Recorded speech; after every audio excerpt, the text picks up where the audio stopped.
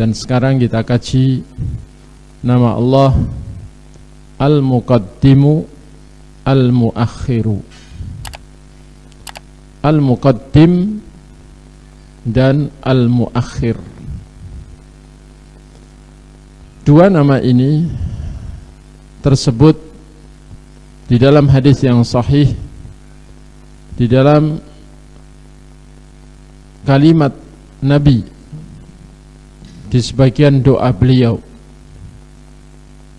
Antal muqaddimu wa antal muakhiru la ilaha illa ant. Engkau ya Allah adalah al-muqaddim dan engkau adalah al-muakhir. Tidak ada yang benar diibadahi kecuali engkau. Doa ini diriwayatkan oleh Al-Imam Al-Bukhari dalam sahihnya. Apa makna al-muqaddim dan al-muakhir? Disebutkan oleh para ulama, al-muqaddimu al-muakhiru huwal munzilul asya' manazilaha, yuqaddimu ma sya'a minha wa yuakhiru ma sya'. Dia adalah yang mendudukkan segala sesuatu sesuai kedudukannya, sesuai kedudukannya masing-masing. Dia mendahulukan apa yang dia kehendaki dari segala sesuatu itu dan mengakhirkan apa yang dia kehendaki sesuai yang terbaik menurut dia. Qaddamal maqadir qabla ayyahulqal khalq wa qaddama man syaa bitaufiq ila maqamatis sabiqin wa akhra man syaa an maratibihim wa thabbatahum anha, la muqaddima lima akhar wa la muakhira lima qaddam. Dia mendahulukan penetapan takdir sebelum mencipta seluruh ciptaan. Dan dia baik. Jadi Allah dalam hal ini tidaklah semena-mena, tapi sesuai sifat hikmahnya, sesuai kemurahannya, dan sesuai dengan keadilannya. La muqaddima lima akhar.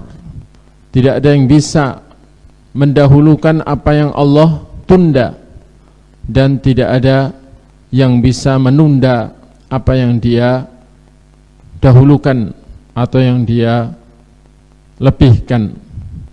Wal muqaddim wal muakhir min asma'ihil husna al-masdujah al-mutaqabilah allati la yutlaqu wahidin bimufradih 'ala Allah illa makrunan bil akhar fa innal kamal fi ijtima'ihima. Termasuk hal yang patut kita ketahui bahwa nama Allah Al-Muqaddim, yang mendahulukan, yang mengutamakan, yang memberi kelebihan, dan Al-Muakhir, yang menunda, yang membelakangkan, atau yang menjadikan sesuatu itu menjadi yakni terbelakang. Ini termasuk nama-nama Allah Al-Husna, nama-nama Allah Al-Husna yang terangkai namun saling berlawanan. Terangkai tapi saling berlawanan, mendahulukan dan mengakhirkan, mengedepankan dan membelakangkan. Itu kan kebalikannya, ya. Di mana tidak boleh Allah Ta'ala itu disebut secara mutlak dengan salah satu dari dua nama ini. Harus digabung begitu. Ketika disebut Al-Muqaddim, bahwa Allah itu Al-Muqaddim, harus disebut nama Al-Muakhir. Kalau disebut nama Al-Muakhir, harus disebut nama Al-Muqaddim secara bersamaan, secara bergandengan. Tidak boleh dipisahkan dan disebut Allah itu Al-Muqaddim begitu saja, tidak boleh. Atau Allah itu Al-Muakhir begitu saja, tidak boleh. Harus Al-Muqaddim wal Muakhir, atau al-muakhir wal muqaddim. Kenapa? Karena kesempurnaan itu ada pada berkumpulnya dua nama itu. Ketika dipisahkan tidak menunjukkan kesempurnaan, tapi ketika dikumpulkan maka menunjukkan kesempurnaan yang sangat sempurna atau pada puncaknya kesempurnaan.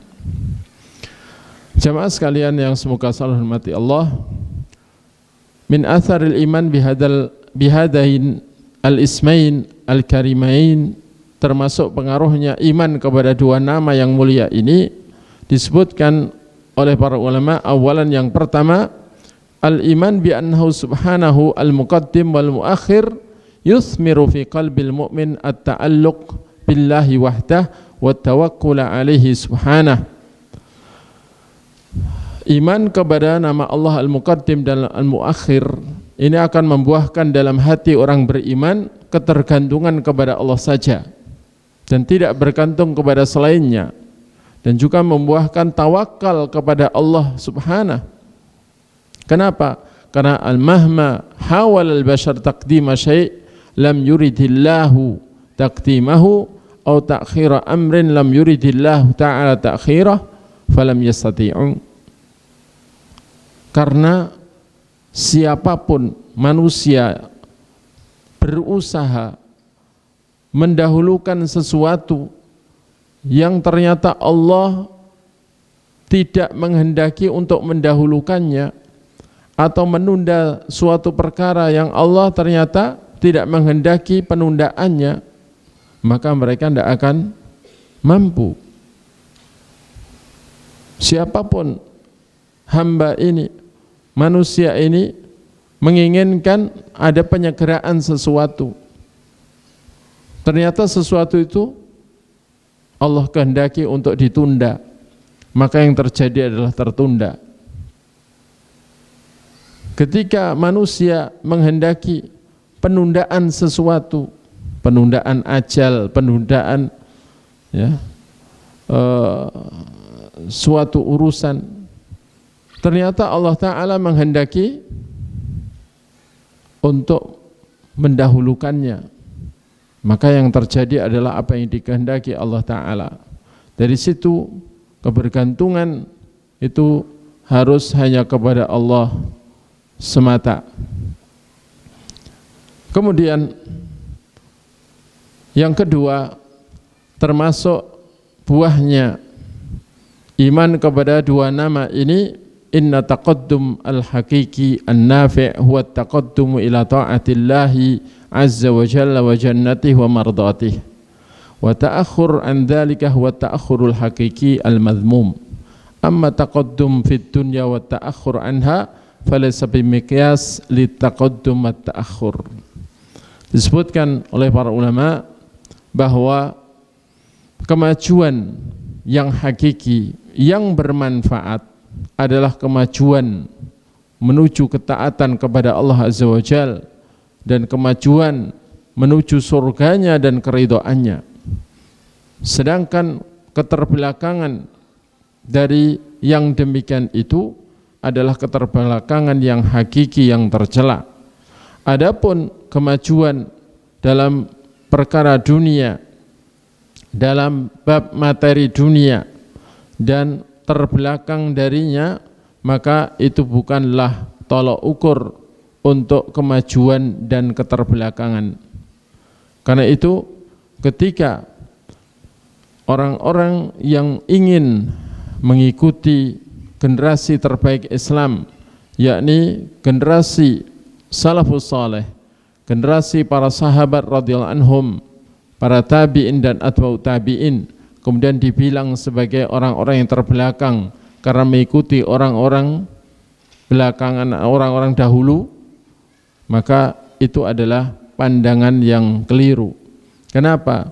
Karena pandangan yang benar namanya kemajuan dan keterbelakangan itu tolak ukurnya adalah Islam, tolak ukurnya adalah kemajuan untuk taat dan untuk menggapai surga Allah dan keridhaannya. Sementara para sahabat para tabi'in dan atba'ut tabi'in itu telah mendapatkan pujian dari Allah dan Rasul bahwa mereka adalah generasi terbaik dalam kemajuannya mewujudkan ketaatan dan dalam kemajuannya untuk memburu surga dan keridhaan Allah Ta'ala. Sementara zaman-zaman setelahnya itu tidaklah datang suatu zaman kecuali setelahnya lebih buruk dari sebelumnya. La ya'ti zamanun illa wa ba'dahu syarrun minhu. Tidaklah datang suatu zaman kecuali zaman setelahnya lebih buruk dari sebelumnya. Sehingga secara tolak ukur ini manusia ini sebenarnya bukan semakin maju tapi semakin terbelakang dalam ketaatan, dalam keimanan, semakin merosot, bukan punya kemajuan yang menggembirakan. Jamaah sekalian, hingga nanti datang masanya di mana manusia kondisinya adalah tak ubahnya seperti binatang atau seperti himar yang liar. Dan kiamat terjadi itu adalah atas generasi yang terburuk di antara generasi manusia. Kata Nabi, salasatun min syiraril khalqi indallah. Ada 3 kelompok manusia termasuk seburuk-buruk makhluk di sisi Allah,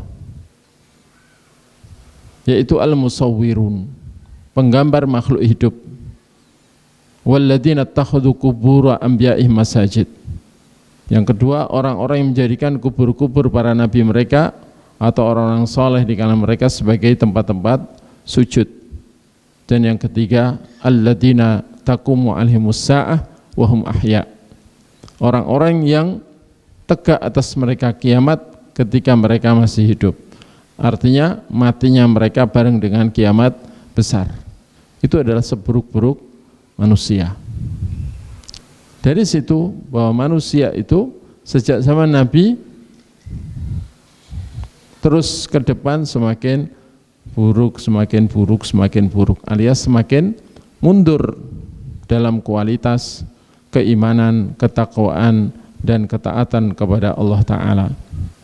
Kemudian yang ketiga, al-iman bihikmatih subhanah al-balighah fi taqdimi ma qaddam wa ta'khiri ma akhar, wa muqtada hikmatih subhanahu yaj'alul mu'mina yarda wa yusallim wa ya'taqid bi anna al-khairah fi ma ikhtarahu Allahu lahu min taqdimin aw ta'khir, wa qad yakunu fi dhalika ar-rahmat wal lutfu wa huwa la yash'ur. Tumbuh dalam hati yang beriman kepada 2 nama ini, tumbuh dalam hatinya keimanan kepada sifat hikmahnya Allah Subhanahu yang sifat itu begitu mendalamnya, yaitu sifat hikmah dalam mendahulukan apa yang dia dahulukan, mengedepankan apa yang dia kedepankan, dan menunda apa yang Allah tunda, penundaan apa yang Allah tunda, dalam mengutamakan dan mendahulukan dan memajukan apa yang Allah kehendaki sendiri, dan menunda atau membelakangkan apa yang Allah belakangkan dan apa yang Allah tunda. Dalam hal itu pasti Allah Ta'ala memiliki sifat hikmah yang sempurna, tidak ada yang sia-sia. Apa yang Allah tunda memang terbaiknya adalah ditunda. Apa yang Allah dahulukan memang yang terbaik adalah didahulukan. Di balik itu pasti ada hikmah dan manfaat yang seringnya manusia itu tidak menyadari, sehingga kadang-kadang ada manusia yang menyayangkan apa yang Allah tunda atau menyayangkan apa yang Allah dahulukan. Orang beriman karena tahu bahwa segalanya itu sesuai keputusan sifat hikmahnya Allah Ta'ala, maka orang beriman pasti ridho. Pasti ridho dan pasrah dan meyakini bahwa yang terbaik adalah apa yang dipilihkan oleh Allah Ta'ala untuknya, baik berupa didahulukannya sesuatu atau ditundanya sesuatu. Orang beriman kepada nama Allah Al-Muqaddim dan Al-Muakhir pasti hatinya ridho karena tahu tertundanya sesuatu karena memang Allah menundanya menurut yang terbaik sesuai sifat hikmahnya Allah Ta'ala. Dan kalau ada suatu disegerakan, itu juga karena itulah yang terbaik menurut sifat hikmahnya Allah Ta'ala. Dan kadang-kadang di dalam penundaan atau di dalam penyegeraan sesuatu itu, di sana ternyata terselip kasih sayang Allah Ta'ala, kelembutannya, sementara manusia itu tidak merasa. Jamaah sekalian yang semoga selalu dirahmati Allah, kemudian termasuk buahnya iman kepada dua nama yang mulia tadi. Yang keempat adalah taqdimu man qaddamahu Allahu azza wa jalla wa ta'khiru man akharahu subhanah. Wa dhalika bi an yakuna mizan at-taqdim wa at-ta'khir wal hubbi wal bughdi wal wali wal bara huwa mizanullah azza wa jalla fi dhalika kullih. La kama yazinu bihi aktsarun nas al-yawm haitsu yuqaddimun ahlal jah wal mal wal riasat. Orang yang mengimani dua nama ini maka akan mengutamakan orang yang diberi keutamaan oleh Allah, mengedepankan orang yang Allah beri yakni kelebihan oleh Allah Ta'ala, dan mengakhirkan orang yang Allah akhirkan, mensikapi orang sesuai dengan posisi yang Allah posisikan. Dan yang demikian itu memang merupakan timbangan yang benar untuk mengutamakan atau tidak mengutamakan, untuk mencintai atau membenci, untuk loyal atau berlepas diri kepada siapa saja.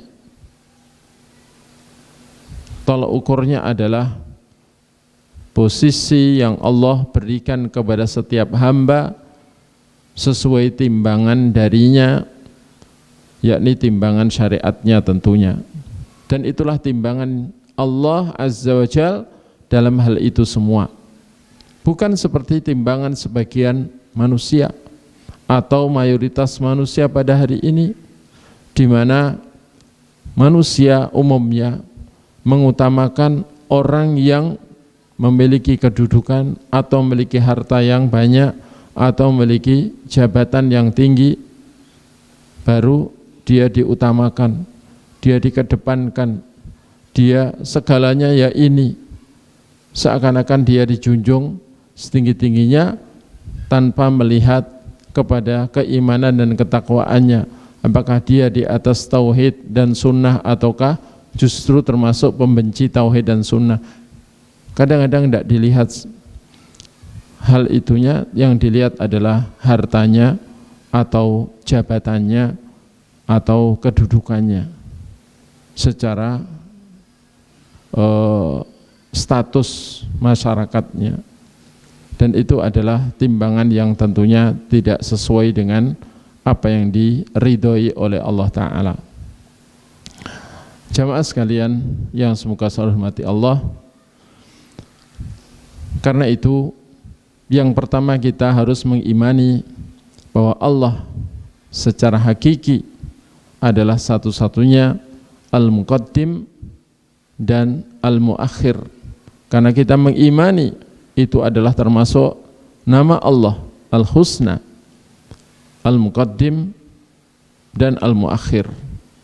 Kemudian kita harus ridho dengan apa saja yang sudah menjadi pilihan Allah untuk kita, baik dia mendahulukan sesuatu atau menundanya, maka kita harus tahu bahwa yang bisa melakukan itu adalah Allah, dan pasti di balik itu ada hikmah, dan di balik itu ada kebaikan ketika kita mensikapinya dengan ridho dan benar, maka itu akan menjadi takdir baik untuk kita.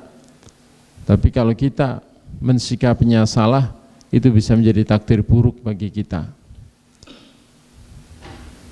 Dan itulah hakikat buahnya iman kepada nama Allah Al-Muqaddim dan Al-Muakhir.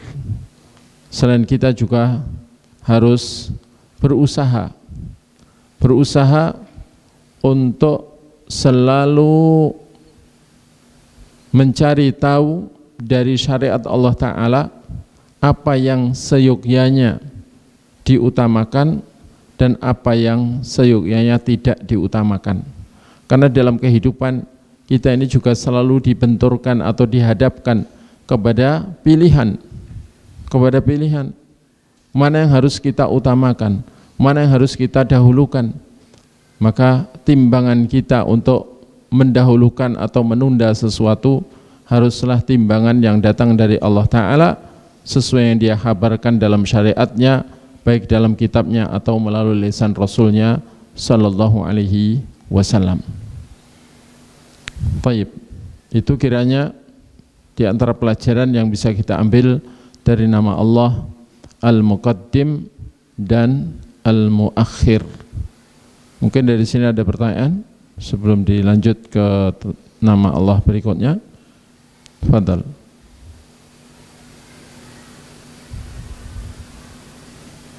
Nah,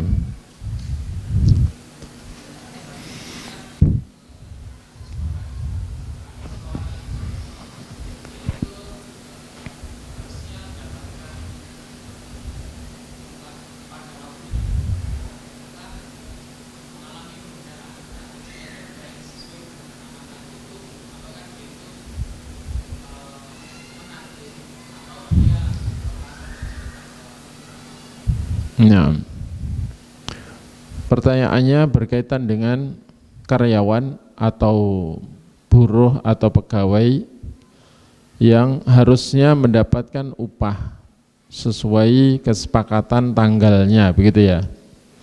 Tapi ternyata upahnya tertunda. Ini yang terbaik gimana? Diam, ridho, ataukah menagih, gitu ya. Nah, baik. Dilihat dari segi atau dari posisi karyawan, maka yang terbaik adalah ridho dan menunggu. Meskipun menagih itu boleh, tapi tidak boleh memaksa. Seandainya ketika menagih upahnya majikannya atau bosnya itu bilang, waduh maaf ya belum ada karena tagihan-tagihan banyak yang macet, misalnya begitu, maka yang terbaik adalah ridho dan sabar menunggu sambil yakin bahwa di balik penundaan itu ada hikmah, ada manfaat yang mungkin hanya Allah sendiri yang tahu, nanti akan diberikan atau akan didapatkan di saat yang tepat dan di saat yang paling manfaat. Dan itu berarti sebagai piutang. Dan piutang itu bernilai sedekah. Sehingga ketika sabar menunggu, si karyawan itu sama dengan bersedekah kepada majikannya yang lagi kesulitan. dan termasuk taisir, memberi kemudahan, kelonggaran kepada majikan yang lagi kesempitan.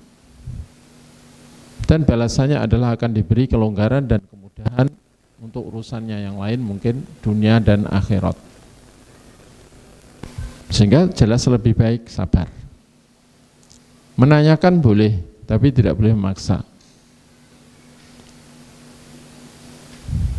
Kan berarti si majikan itu yang punya hutang, kan gitu kan? Buruhnya punya piutang, menagih piutang itu boleh, tapi adabnya yang ditetapkan Allah Ta'ala dalam Quran adalah wa in kana dzu usratin fanadhiratun ila maisarah. Kalau orang yang berhutang itu dalam kesulitan, maka wajib menunggunya sampai masa kemudahan. Yakni yang nagih itu wajib menunggu sampai masa kemudahan. Bahkan kalau sampai kita punya piutang, kita nagih dengan paksa, dan kita memaksa orang yang punya hutang itu untuk utang lagi ke orang lain, untuk nyaur utang kita, maka itu termasuk jenis riba yang dosanya sangat besar. Kita suruh orangnya gali lubang untuk nutup lubang kita, itu dosanya termasuk jenis riba. Yang riba itu paling ringannya saja dosanya seperti zina dengan 36 pelacur atau 36 kali zina dengan pelacur. Taib. Adapun bagi majikan, maka yang wajib baginya adalah mengutamakan hak karyawannya dan mengalahkan hak pribadinya. Ketika dia memiliki uang untuk membayar karyawannya di saat yang sudah disepakati, alias sudah jatuh tempo untuk membayar, maka apapun yang dimilikinya kalau memang bisa dia jual untuk membayar, supaya ia jual ketika penjualan itu tidak memudaratkan diri dan keluarganya. Dalam artian memudaratkan itu sampai akhirnya yakni terancam kelaparan atau terancam kenormalan kehidupannya, ya, begitu. Jadi apa yang bisa dijual supaya dijual. Gak punya duit, yang jual apa yang bisa dijual, yang ketika dijual itu tidak membahayakan kehidupannya, begitu, ya. Jadi itulah indahnya Islam, keseimbangannya luar biasa, istimewa. Sama dengan suami istri, suami memperhatikan hak istri, istri memperhatikan hak suami. Bukan sebaliknya, istri memperhatikan hak pribadinya, suami memperhatikan hak pribadinya. Akhirnya saling menuntut hak, akhirnya kacau. Demikian juga orang yang melihat orang fakir miskin punya kewajiban untuk memperhatikan mereka, memberi mereka sedekah, menyisihkan sebagian hartanya untuk mereka. Jangan menunggu mereka minta, karena Allah mencela orang yang minta-minta dan memuji orang yang menjaga diri dari minta-minta.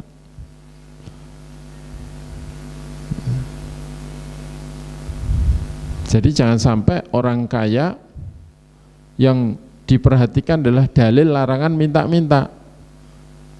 Begitu ada orang minta, didalili, Mas, sama ini saya roso, ya. Jangan minta-minta.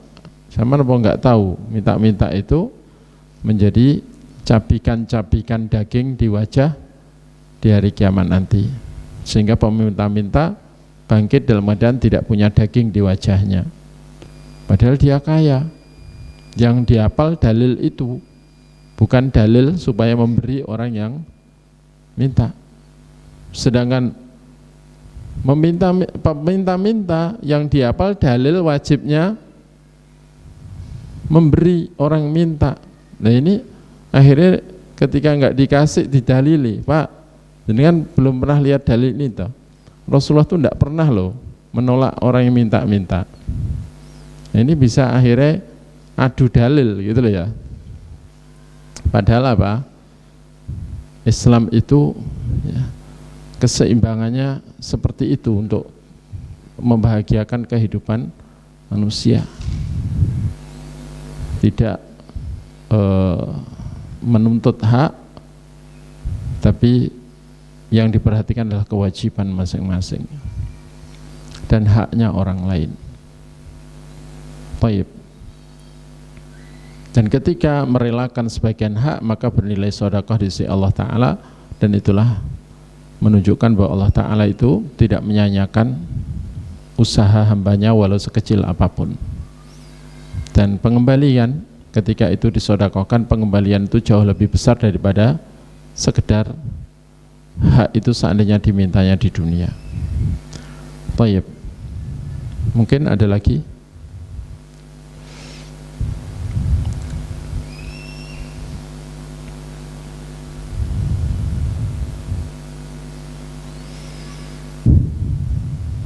Baik, kalau nggak ada, sudah isya tadi.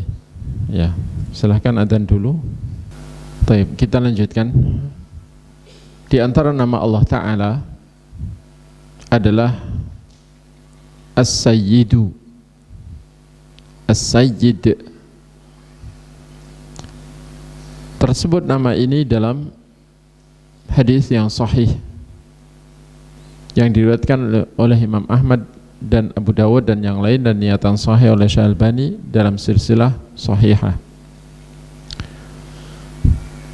di mana Rasulullah sallallahu alaihi wasallam bersabda, As-Sayyidu Allah. As-Sayyid adalah Allah. As-Sayyid adalah Allah. Sebenarnya hadis ini ada asbabul wurudnya, di mana Rasulullah SAW itu mendapatkan perlakuan dari sebagian sahabatnya. Beliau dipanggil dengan sebutan ya Sayyidana, anta Sayyiduna, wa afdaluna wa a'zamuna. Wahai Tuhan kami, Engkau adalah Tuhan kami yang paling utama di antara kami dan yang paling agung di antara kami. Maka Nabi mengatakan, la tusayyiduni, as-sayyid Allah. Jangan kalian memanggil aku Sayyid. As-Sayyid adalah Allah.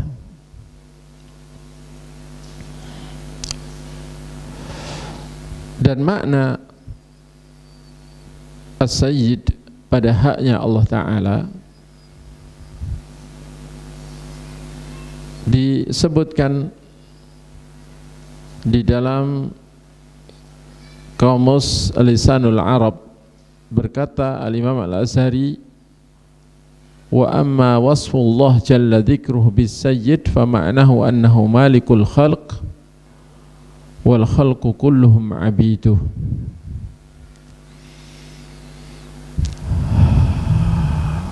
Adapun pensifatan Allah yang maha luhur sebutannya dengan nama As-Sayyid, dengan sifat As-Sayyid, maknanya adalah bahwa Allah itu malikul khalq,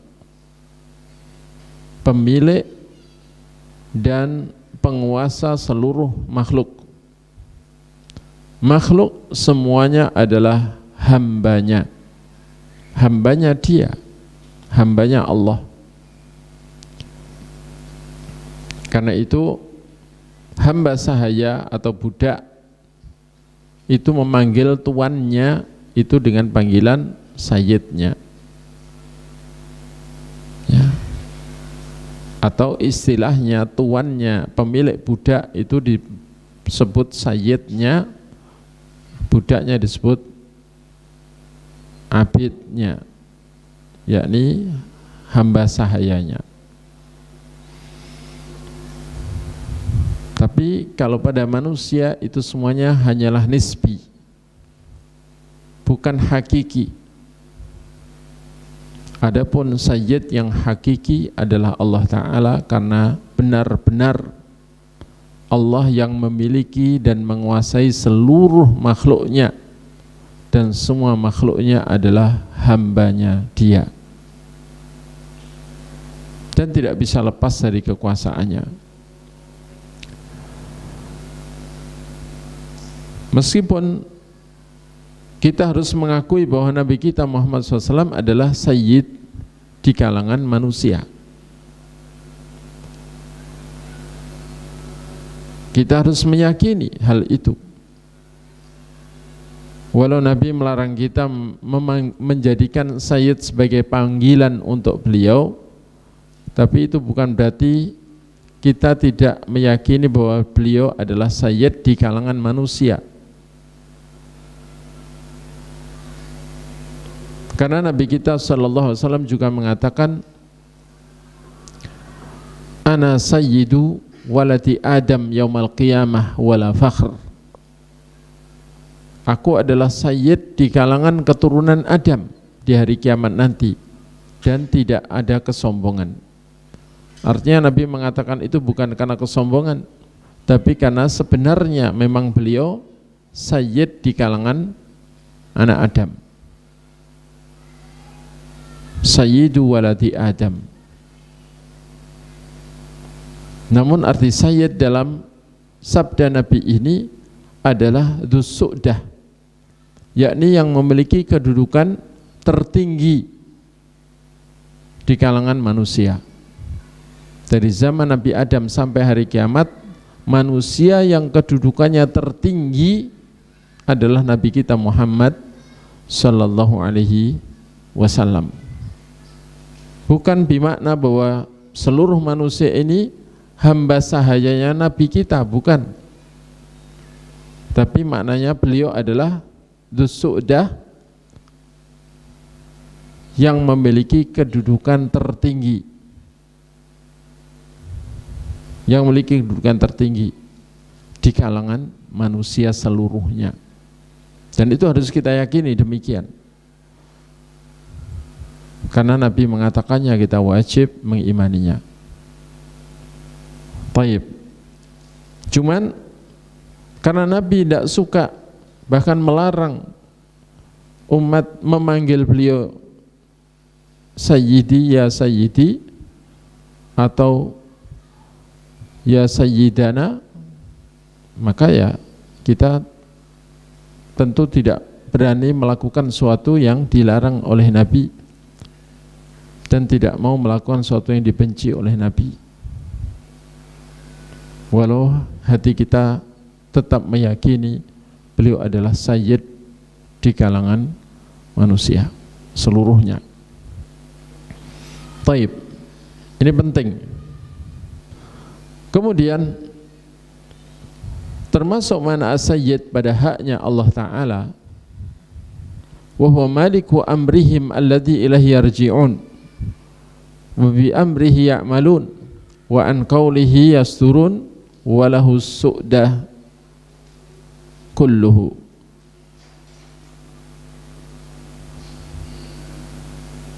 Bahwa Allah adalah juga yang menguasai seluruh urusan makhluk, seluruh urusan makhluk semuanya, yang hanya kepada Allah mereka akan kembali,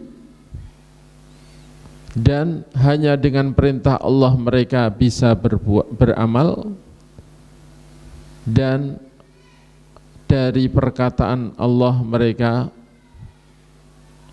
muncul, yakni dengan perkataan kun, jadilah mereka muncul tercipta dan hanya bagi Allah, yakni kesayyidan semuanya, yakni kedudukan sebagai Tuhan yang hakiki, pemilik yang hakiki dan penguasa yang hakiki secara menyeluruh atas seluruh makhluk. Ini hanya haknya Allah atau hanya bagi Allah semata.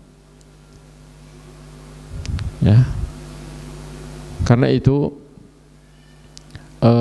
dalam bab semacam ini kita harus mengetahui dan memahami makna pada haknya Allah seperti apa dan sayyid pada haknya Nabi seperti apa, supaya kita bisa mendudukkan sesuai porsinya masing-masing dan tidak menyekutukan Allah dengan Nabi dalam kedudukan dan hak.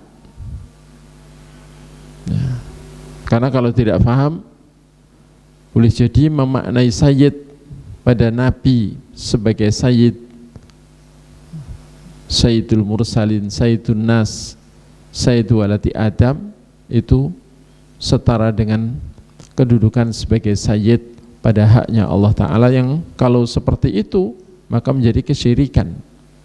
Kalau sampai kita mendudukkan Nabi seperti kedudukan Allah Ta'ala dalam siyadah atau dalam su'dat, maka jadi kesyirikan. Ya. Karena itu kita harus tahu makna masing-masingnya. Lillahi makna rububiyah wala marbub wa makna al-khaliq wala makhluk. Dalam akidah Tahawiyah disebutkan hanya bagi Allah makna ketuhanan dalam seluruh sifatnya dan dalam seluruh maknanya, namanya, makna ketuhanan, bukan makna marbub yang dikuasai alias makhluk. Dan makna sang pencipta bukan makna seperti yang ada pada semua ciptaannya. Tak ubahnya Allah itu sang pemberi. Kemudian orang yang dermawan itu juga pemberi. Maksudnya gampang memberi, suka memberi. Tentu beda maknanya. Kalau Allah pemberi yang hakiki, kalau manusia itu sebenarnya hanya melantarkan apa yang Allah berikan padanya. Seandainya Allah tidak memberi kemampuan pada dia untuk memberi, tentu juga tidak bisa memberi, kan begitu. Jadi makna pemberi yang hakiki adalah Allah. Ya. Allah menyebut orang-orang yang selalu berbuat baik dengan sebutan muhsin. Lah Allah Ta'ala sendiri memiliki nama Al-Muhsin, tapi makna Al-Muhsin pada haknya Allah Ta'ala berbeda dengan muhsin pada haknya makhluk atau manusia. Manusia yang muhsin itu hakikatnya dia bisa berbuat ihsan, berbuat baik itu karena ditunjuki oleh Allah kepada kebaikan dan diberi kemampuan untuk berbuat kebaikan. Tidak bisa membuat kemampuan sendiri untuk berbuat baik. Adapun Allah Ta'ala adalah Al-Muhsin yang hakiki. Yang hakiki. Tak ubahnya seperti itu. As-Sayyid yang hakiki dan mutlak mencakup seluruh makhluk adalah Allah Tabaraka wa Ta'ala. Allah sendiri.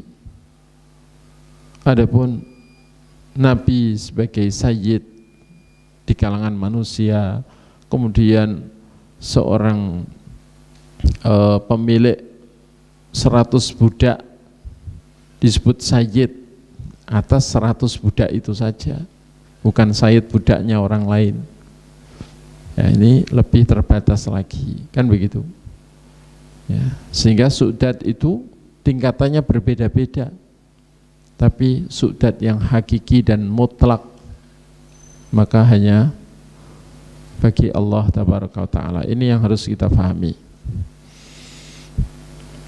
Taib, min atharil iman bihadal ismil karim, termasuk pengaruhnya iman dan buahnya iman kepada nama Allah yang mulia ini, yakni As-Sayyidu.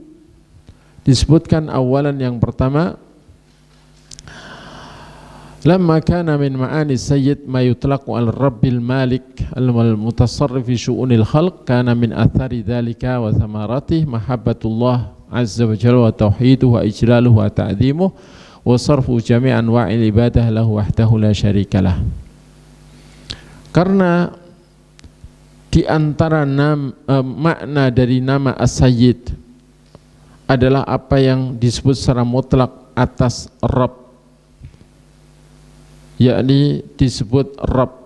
Rabb itu pencipta, penguasa sekaligus pemilik, dan yang menguasai serta yang mengatur dalam seluruh urusan makhluk. Maka berarti karena As-Sayyid itu memiliki makna seperti itu, seperti makna Rabb, ya, seperti makna Al-Malik, maka termasuk pengaruh dan buahnya iman kepada nama As-Sayyid ini tentunya adanya rasa cinta kepada Allah Ta'ala dengan kecintaan yang tertinggi, dan buahnya lagi adalah mentauhidkan Allah, memahatunggalkan Allah dalam seluruh haknya,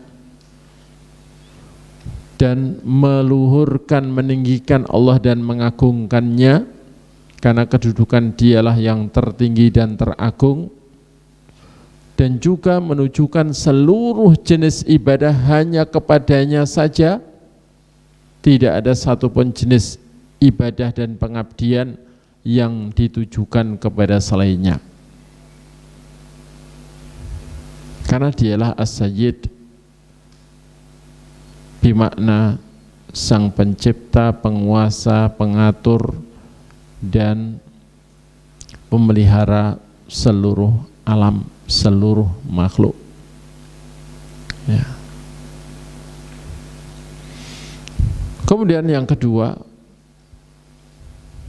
innal insan mahma balagha minas su'dad fi hadhihi dunya fahuwa su'dadun naqisun zail. Manusia seberapapun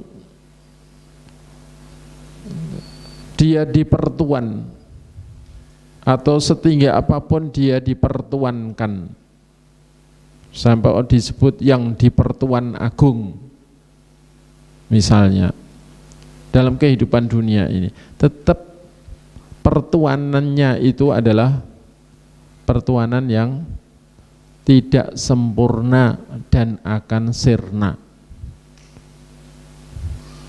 karena semuanya nisbi. Coba kalau ada seorang dipanggil Sayyid karena dia punya budak 100, budaknya mati semua, sudah, ya, yang dikuasainya, mamluknya itu, ya, sudah nggak ada, ya, sudah tidak berkuasa atas 100 orang itu, kan begitu. Atau lari semua misalnya, kabur semua. Tahu banyak raja disebut Malik, sebenarnya dia ini kekuasaannya juga nisbi.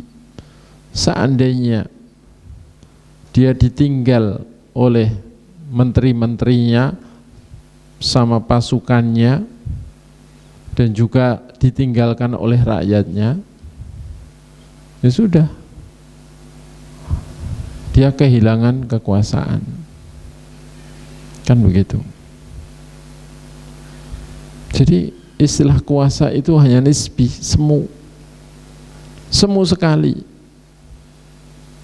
Karena itu kalau sewenang-wenang dan sombong hanya karena sebutan sebagai sayyid, maka itu adalah ketertipuan diri. Wa hadha syu'ur yuthmiru tawadu' fi qalbis musawwad wa adam istikhdam siyadatih fi dhulmin nas wa takabbur alaihim.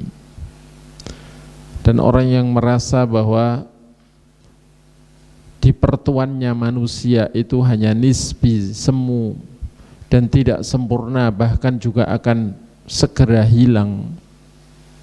Ini rasa seperti ini membuahkan ketawaduan di dalam hati orang yang dipertuan. Walau dipanggil yang dipertuan agung, tetap tawaduk. Meskipun panggilan semacam itu juga kurang baik. Dalam artian ya, di pertuan tidak apa-apa, tapi di pertuan agung itu agak berlebihan gitu ya. Itu kalau dalam istilah kita. Kalau di istilah negeri tetangga mungkin ya pas-pas saja, wallahu a'lam, karena mereka memaknai agung itu ya. Tapi yang jelas ada ketawaduan bagi orang yang menyadari hal itu, dan juga tidak menggunakan kedudukannya sebagai orang yang dipertuan untuk mendolimi manusia dan menyombongkan diri atas manusia. Karena dipertuannya manusia ini bukanlah hakiki, tapi nisbi, hanya semu, hanya majasi saja. Sementara di pertuan yang hakiki, yang sempurna hanya milik Allah Azza wa Jalla, hanya haknya Allah, hanya bagi Allah. Kemudian keyakinan bahwa as-su'dat yang hakiki, yang sempurna hanya bagi Allah Ta'ala, itu juga akan membuahkan ketergantungan hanya kepada Allah, takut hanya kepada Allah, berharap hanya kepada Allah, memohon pertolongan dan tawakal juga hanya kepada Allah. Kenapa? Karena Allah lah satu-satunya sayyid yang hakiki, bimakna penguasa yang hakiki, yang mengatur seluruh urusan hambanya, yang memutuskan segala perkara hambanya, dan bahkan tidak ada satupun makhluk hidup kecuali Allah yang memegang ubun-ubunnya, dan juga yakni dengan cara Dia, wa ma min dabatin illa huwa akhidun bi nasiyatiha, kata Allah. Dan dari sana hilanglah rasa ya takut dan pengagungan ya dari hati manusia terhadap sayyidan di kalangan manusia ya.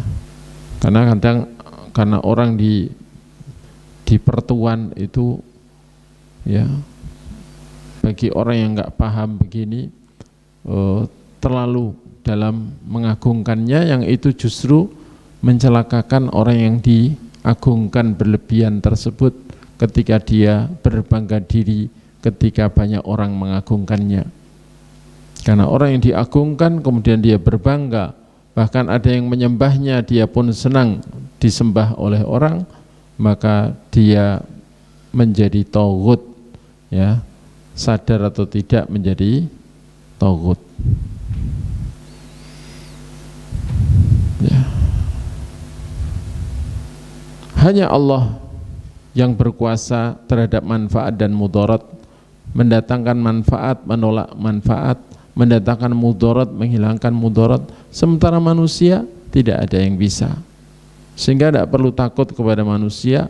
Memang kalau menghormati orang terhormat itu harus, tapi rasa takut, berharap, tawakal, pasrah dan sebagainya itu harus hanya kepada Allah semata. Karena Dialah As-Sayyidus Somad ya, yang hakiki.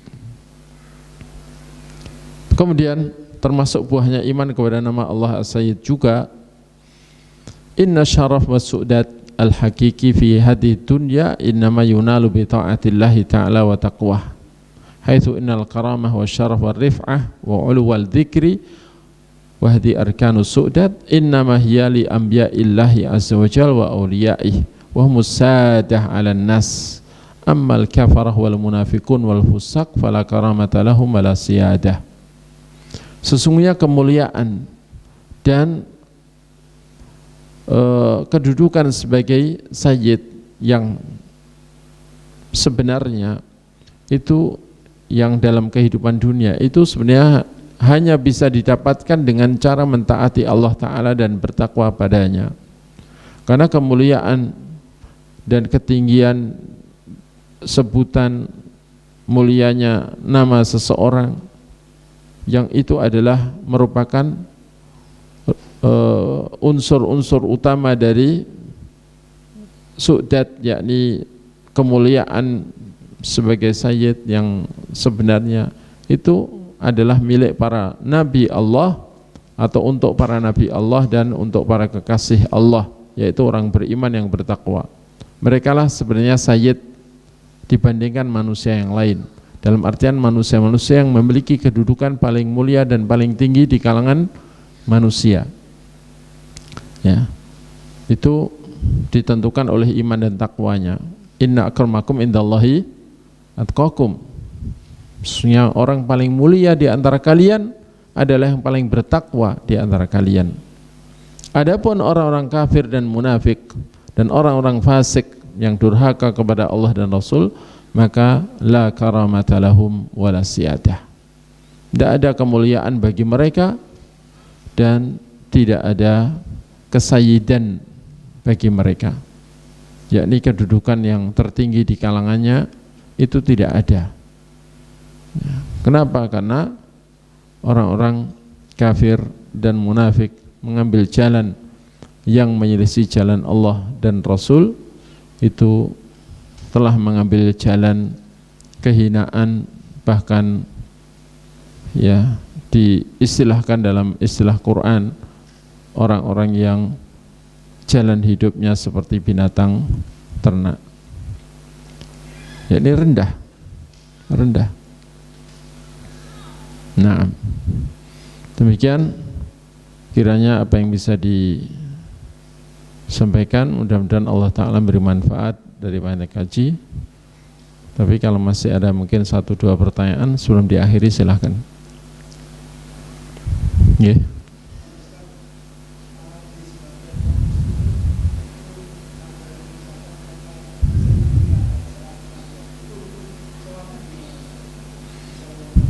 Nah, iya. Kata-kata Sayyidina dalam salawat, dalam salat, ya. Pertama, kalau hukum salatnya insya Allah tetap sah, ya. Cuman bagian salawat diberi Sayyidina ini memang ada pembahasan di kalangan para ulama, antara pro dan kontra. Cuman kalau kita kembali kepada nas dalil dari perintah Nabi sendiri, kemudian riwayat-riwayat para sahabat menghafalnya dan mengamalkannya, dan mereka adalah, kita tahu, generasi terbaik Islam yang dipuji oleh Allah dan Rasulnya, maka ketika bersolawat dengan kalimat langsung memohon kepada Allah, Allahumma salli, ya Allah berilah salawat, kita langsung memohon kepada Allah, ya Allah berilah salawat, kita langsung bicara dengan Allah Ta'ala, ya, itu sebaiknya kita tidak menambahi lafaz yang telah diajarkan oleh Nabi SAW, tidak perlu menambahi dengan Sayyidina, karena Nabi ketika ditanya oleh para sahabat tentang bagaimana cara sholawat, Rasulullah diam sebentar menunggu wahyu, kemudian beliau mengatakan, "Qulu, ucapkan oleh kalian, Allahumma salli ala Muhammad wa ala ali Muhammad kama shallaita ala Ibrahim wa ala ali Ibrahim innaka Hamidum Majid, tanpa ada sayyidana atau sayyidina, ya, tanpa ada kalimat sayyidina. Dan itu yang dihafal oleh para sahabat, dan mereka tidak berani menambahinya, padahal mereka yakin bahwa Nabi adalah sayyid di kalangan manusia.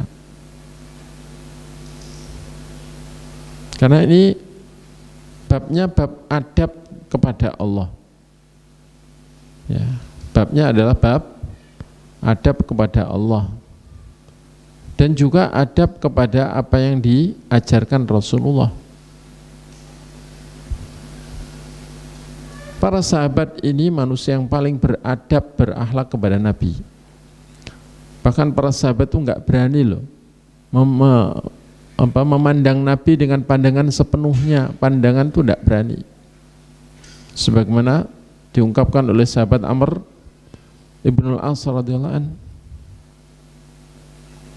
Ya.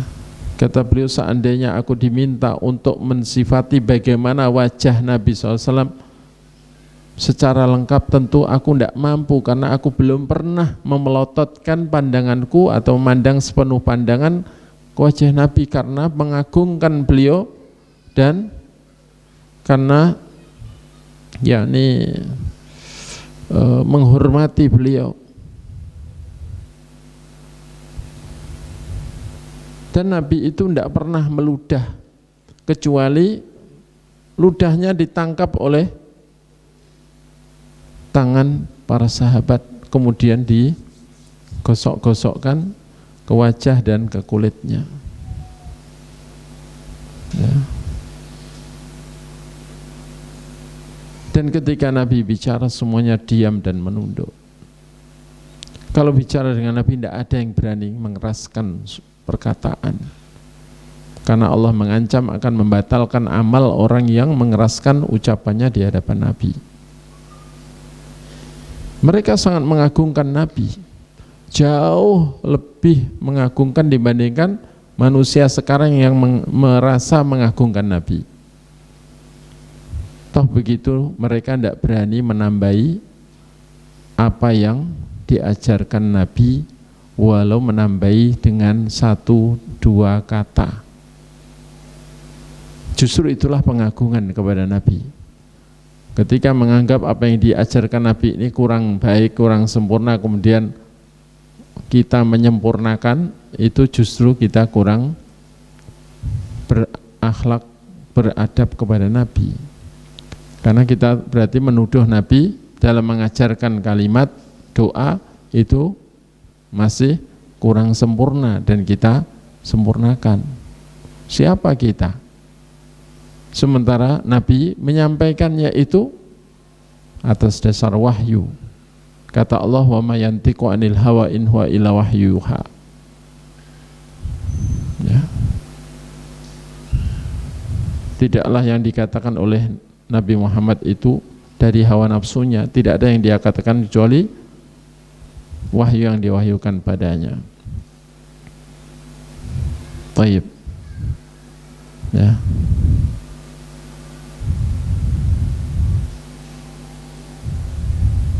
Ya. Katanya. Tapi kalau keabsahan insyaallah apalagi